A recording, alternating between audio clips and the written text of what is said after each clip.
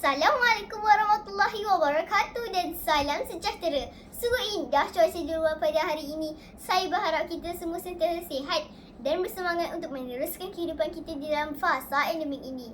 Sebelum saya meneruskan agenda saya pada hari ini, izinkan saya memperkenalkan diri. Saya Nur Ahila binti Muhammad Hafiz dan merupakan pelajar tahun 4 dari Sekolah Kebangsaan Bandar Utama Damansara 4, Petaling Jaya, Selangor. Pada hari yang berbahagia ini, saya ingin berbicara tentang sebuah novel yang telah saya baca yang berjudul Ukur Baju di Badan Sendiri. Novel ini adalah hasil karya Tuan Abdul Ghani Cik Hassan dan telah diterbitkan pada tahun 2012 oleh Anak Muslim Serdan Berhad. Buku ini terdapat 127 halaman bercetak dan terdapat 13 bab yang menceritakan tentang kegigihan seorang pelajar yang ingin merealisasikan impiannya untuk mengadakan sebuah majlis hari jadi untuk dirinya. Buku ini berharga RM10.90. InsyaAllah, ia mampu dimiliki oleh pelajar seperti saya. Buku ini bersaiz kecil dan ringan yang memudahkan ia dibawa ke mana-mana. Pengajaran utama di dalam buku ini yang menarik perhatian saya ialah yang pertama, kita perlulah mengetahui di mana kemampuan kita jika ingin memiliki sesuatu. Dan yang kedua ialah semangat yang tinggi untuk mengejar impian dan cita-cita. Dan yang ketiga ialah sifat bersyukur di atas segala pemberian Tuhan. Jalan cerita buku ini sangat menarik kerana ia menceritakan tentang seorang murid lelaki di sekolah rendah yang bernama Jihan.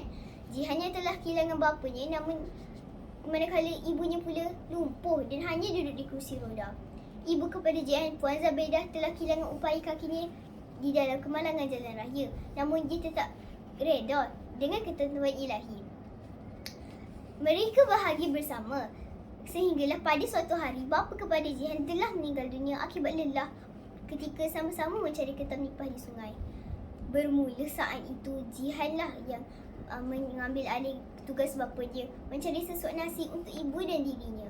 Walau yang demikian, Jihan tetap ke sekolah seperti kanak-kanak yang lain kerana pesan bapanya dia perlulah belajar rajin dan berjaya supaya dapat keluar dari kemiskinan hidup. Jihan pergi ke sekolah seperti biasa sehinggalah pada suatu hari rakan sekelasnya Ina bertanyakan tarikh lahir hari jadinya dan bila dia akan membuat majlis hari jadi. Sejak itu Jihan terfikir hendak membuat majlis hari jadi kerana dia tidak pernah merasakan sambutan seperti itu. Jihan kembali ke rumah dan berfikir ingin mengeluarkan simpanan tabung bulunya namun dihalang oleh ibunya. Puan Zabaidah mengingatkan Jihan supaya mengukur baju di badan sendiri kerana mereka tidak mampu membuat majlis seperti itu. Duit simpanan itu lebih baik disimpan untuk sesuatu yang lebih penting. Sejak itu Jihan cuba membatalkan hasratnya untuk mengadakan majlis tersebut. Akan tetapi, sekali lagi kehendak Jihan diuji apabila rakan baiknya Ijah bertanyakan kepadanya, tak nakkah dia membuat majlis hari jadi? Ijah mencadangkan membuat majlis yang ringkas sahaja. Selepas itu Jihan berfikir dan terus mengambil keputusan untuk meneruskan hasrat dan impiannya itu. Jihan berfikir, jika dia mencari ketam nipah dan menjualnya terus ke pasar, dia akan mendapat pulangan yang lebih tinggi tanpa melalui orang tengah. Dengan itu, Jihan pun keluar rumah selepas subuh ke sungai untuk mencari ketam nipah. Jihan yang bersemangat untuk mencari ketam nipah telah dilanggar oleh kayu besar yang menyebabkan sampahnya pecah dan dinaiki air. Dengan kepayahan, Jihan terjun ke sungai dan berenang ke tepi sungai. Ibunya di rumah pula terkejut dengan ketiadaan Jihan ketika mahu mengejutkannya solat subuh. Ibunya terus memanggil Jihan namun dia sememangnya sudah tiada di rumah. Apabila Jihan sedar, Jihan telah berada di hospital. Rupa-rupanya Jihan telah pengsan di tebing sungai. Dan nasibnya baik kerana Pak Mai baru saja naik ke darat dan terus membawa Jihan ke hospital. Setelah sihat, Jihan kembali ke sekolah seperti biasa dan melupakan hasratnya seketika. Selepas 23 tahun, kini Jihan berada dalam sebuah majlis hari jadi untuk dirinya. Dia telah bergelar jurutera komputer setelah tamat belajar di universiti.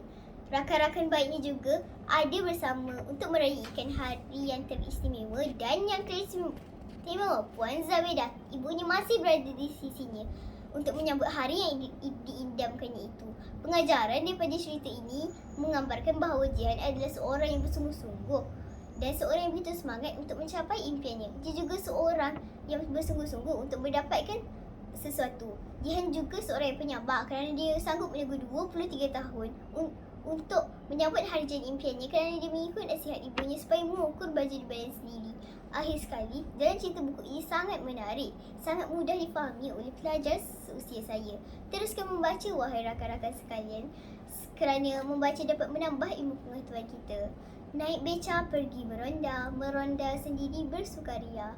Banyak membaca, tajamkan minda. Itulah ciri insan berjaya. Sekian, terima kasih. Assalamualaikum.